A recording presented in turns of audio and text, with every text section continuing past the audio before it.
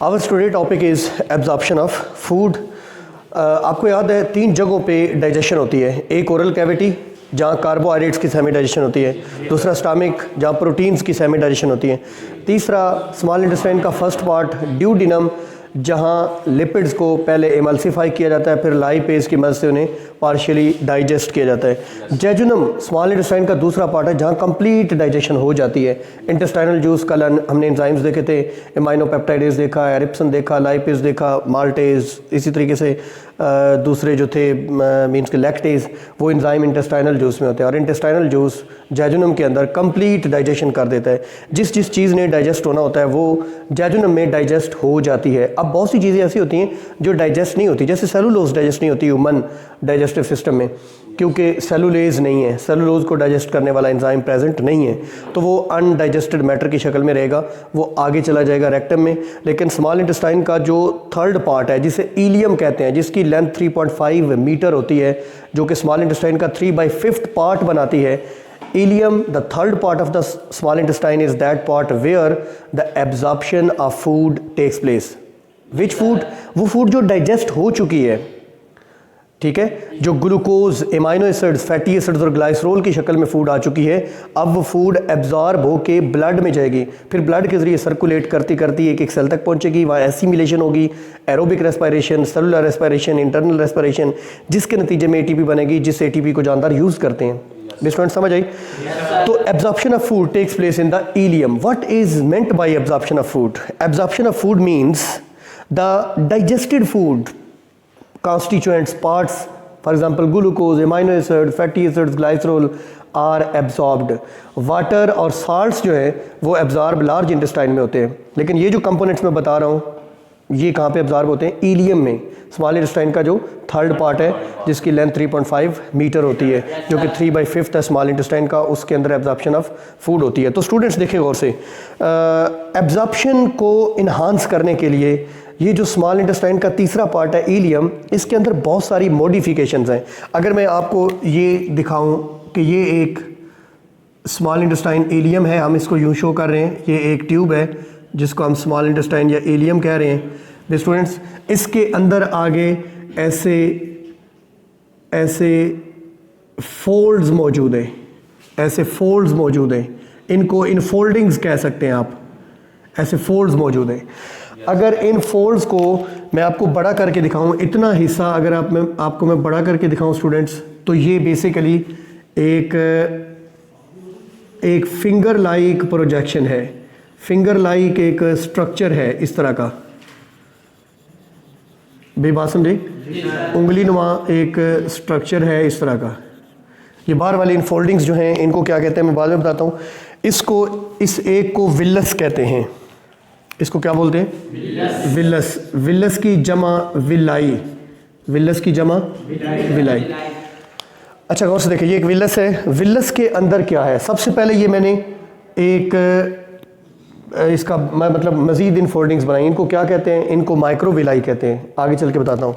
और इसके अंदर 2 चीज़ें हैं, एक इसमें ब्लड कैपिलरीज हैं, ये ब्लड कैपिलरीज है, बेबात समझाई? ब्लड कैपिलरीज के सेंटर में प्रेजेंट है एक लिम्फेटिक सिस्टम की डक्ट जिसको लैक्टियल कहते हैं, जिसको लैक्टियल कहते हैं। भाई स्टूडेंट्स, ये क्या है? रेड वाली ये ब्लड कैपिलरीज है, ये ब्लड कैपिलरीज हैं, राइट? ब्लड की आर्टरीज, वेन्स और कैपिलरीज सबसे बारीक डायमीटर वाली जो होती हैं उनको ब्लड कैपिलरीज कहते हैं, जो कि पुरुष होती हैं जहाँ से चीज़ों का ट्रांसपोर्ट हो सकता है। और ये दरमियान में जो प्रेजेंट है, this is called as lacteal. What is this lacteal? ये लिम्फेटिक सिस्टम की एक डक्ट है। और लैक्टियल के बाहर यहाँ पर प्रेजेंट होते हैं मुख्तलिफ तरह के एपिथेलियल सेल्स। इनको क्या बोलते हैं? Epithelial cells. These are epithelial cells. अब देखें स्टूडेंट्स, ये जो आपको दिखाई गई है, इसको अगर बड़ा करके देखें तो ये क्या होगा? ये बेसिकली माइक्रोविलस, विलाई के आगे माइक्रोविलाई है। पहले इनफोल्डिंग्स हैं, देन विलाई हैं, फिर विलाई के आगे माइक्रोविलाई हैं, मज़ीद आगे इनफोल्डिंग्स हैं। ये माइक्रोविलाई को अगर देखें तो ये एक बाहर की तरफ, इसको बोलते हैं बरश बॉर्डर, और नीचे यहाँ पे प्रेजेंट हैं सेल्स प्रेजेंट हैं जिनको हमने एपिथेलियल सेल्स कहा है। ठीक है, दिस इज ब्रश बॉर्डर, यानी ऐसे ब्रश की शक्ल का ये माइक्रोविलाई हैं और ये एपिथेलियल सेल्स प्रेजेंट हैं। भाई बात समझाई? अच्छा गौर से देखें, इससे क्या होता है, एब्जॉर्प्शन के लिए सरफेस एरिया बढ़ जाता है, ज़्यादा से ज़्यादा एरिया बढ़ जाता है। देखें ना चीज़ें फोल्ड हो रही हैं। नंबर 1 पे इनफोल्डिंग्स हैं, नंबर 2 उन इनफोल्डिंग्स के अंदर मज़ीद क्या हैं, विलाई हैं, और उन विलाई में मज़ीद आगे क्या है, माइक्रो विलाई हैं। इससे क्या होता है, एब्जॉर्प्शन के लिए सरफेस एरिया बढ़ जाता है, ज़्यादा से ज़्यादा एब्जॉर्प्शन हो सकती है।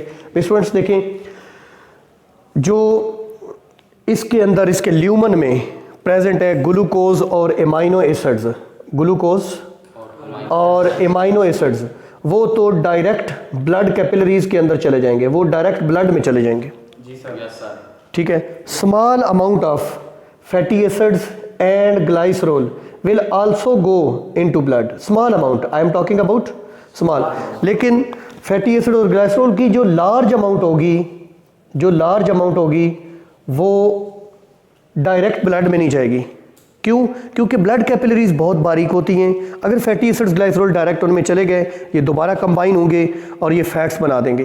पहले डाइजेस्टिव सिस्टम ने इन्हें अलग अलग किया है, इन्हें डाइजेस्ट किया है, ये दोबारा मिलके क्या बना देंगे, फैट्स। वो फैट्स ब्लड कैपिलरीज के अंदर फ्रीज हो जाएंगे, ब्लड कैपिलरीज को ब्लॉक कर देंगे, जिससे हमारी ब्लड सर्कुलेशन मुतासर हो जाएगी। तो large amount of fatty acids और ग्लाइसरोल किधर जाती है, ये पहले इन एपिथेलियल सेल्स में जाती है। एपिथेलियल सेल्स में जाकर ये मिल के बना देते हैं फैट्स, यानी फैटी एसिड्स और ग्लाइसरोल मिलेंगे तो क्या बनेगा, फैट्स। और ये फैट्स चले जाते हैं इस लैक्टियल के अंदर। किसके अंदर चले जाते हैं, लैक्टियल के अंदर। और लैक्टियल के अंदर जाके प्रोटीन्स प्रेजेंट हैं, उनके साथ मिलके ये लिपोप्रोटीन्स बनाते हैं।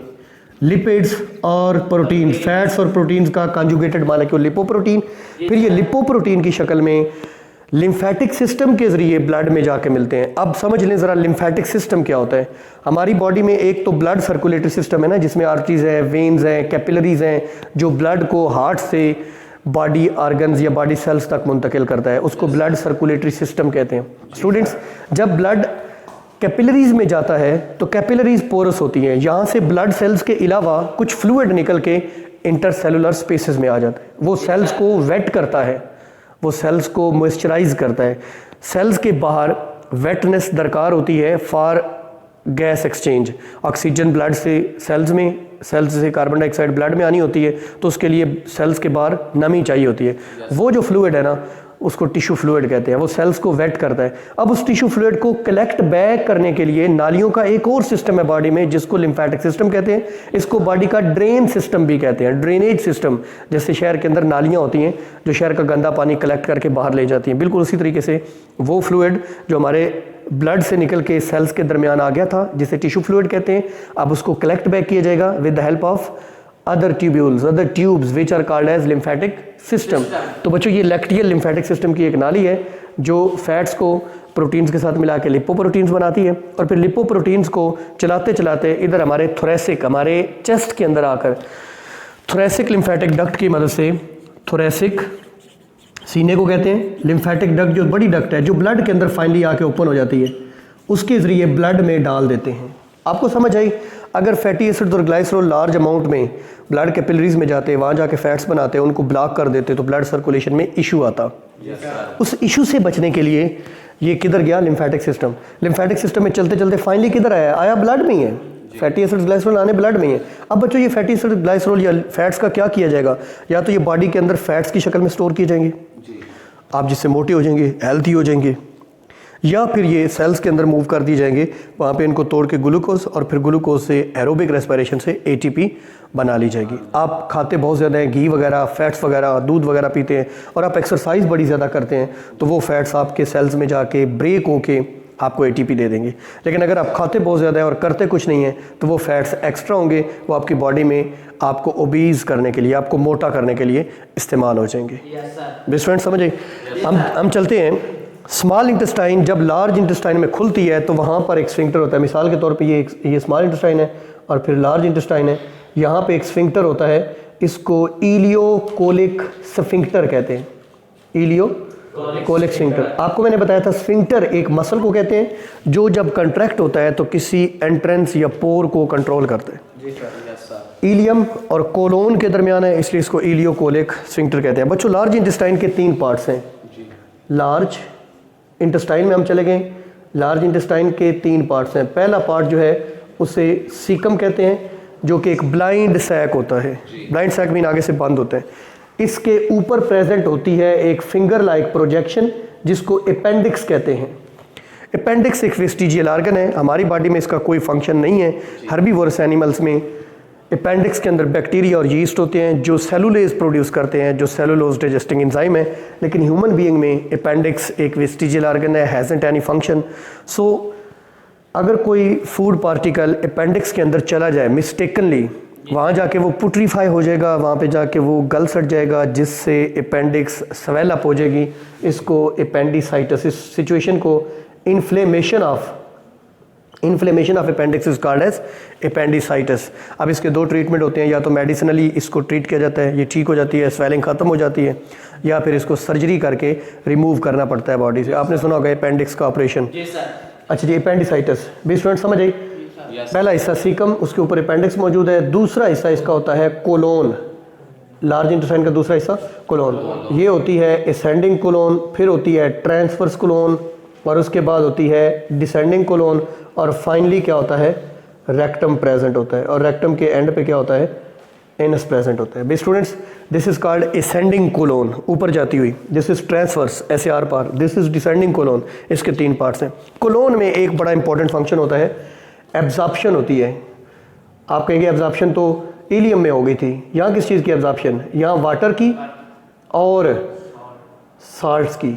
यूजफुल साल्ट्स जो आपको बॉडी में चाहिए वो एब्जॉर्ब होते हैं लार्ज इंटेस्टाइन के इसे कोलोन के अंदर। भाई स्टूडेंट्स, अगर आपको कोई इन्फेक्शन हो जाए, फूड में प्रॉब्लम थी, कोई बैक्टीरिया या वायरस थे, अमीबा था, अमीबिक डाइजेंट्री भी एक होती है, तो इन्फेक्शन हो जाए, या ड्रग एक्शन, आपने कोई मेडिसिन खाई जो कि डायरिया लगाने वाली थी, या फिर स्ट्रेस की वजह से भी आपके ये ब्लड की एब्जॉर्प्शन नहीं होती, ये वाटर की एब्जॉर्प्शन नहीं होती, जिससे लिक्विड टाइप के फीसेस पैदा होते हैं, जिस सिचुएशन को बोलते हैं डायरिया।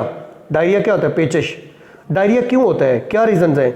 इन्फेक्शन हो जाता है, ड्रग एक्शन हो सकता है, या फिर स्ट्रेस सिचुएशन हो सकती है जिसकी वजह से डायरिया होता है। बच्चों, इसके उल्ट एक सिचुएशन होती है कब्ज़, जिसको इंग्लिश में कॉन्स्टिपेशन कहते हैं। अब कॉन्स्टिपेशन में क्या होता है, कोलोन के अंदर वाटर की ज़्यादा से ज़्यादा एब्जॉर्प्शन कर ली जाती है, जिससे ज़्यादा सॉलिड फीसेस पैदा होते हैं। फीसेस जो वेस्ट मटेरियल हैं डाइजेस्टिव सिस्टम के, इनको FEA भी कहते हैं, FECES भी कहते हैं, फीकल वेस्ट। ये जो है भाई स्टूडेंट्स, लास्ट पार्ट है रेक्टम।